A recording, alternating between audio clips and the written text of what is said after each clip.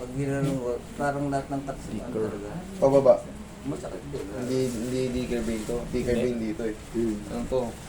Core, Bo. bo. Tapos na. Lagutok. Tutok na eh. Ano yan? Mga naroling kayo? Oo.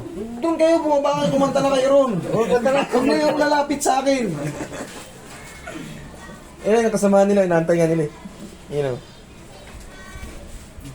Uwi nga daw bukas eh. Uwi ako bukas, baka meron ipapadala to kayo mga... Dali na yung labahan nyo pa para labahan na ron nila. Ano? Sergasyon, no? Wala, tuyo ang irigasyon. Tuyo pala eh. Wala. Kapag ano nga, try ko lang. Ano natin, kahit pa paano, i-adjust natin. Para kahit yung seizure mawala. Kasi, pagka inborn ng tao, siyempre, kung ano yung buto nun, yun na yun. Hindi mo na pwedeng baguhin yun. Maaari ang pinambabago ron, kunyari ganun yung paa. Nilalagyan ng sapatos yun na may mga pina-adjust monthly. Tuloy-tuloy naman yung ano yan. Adjustment. Oo. Oo. Relax na. Kaya mo na lang.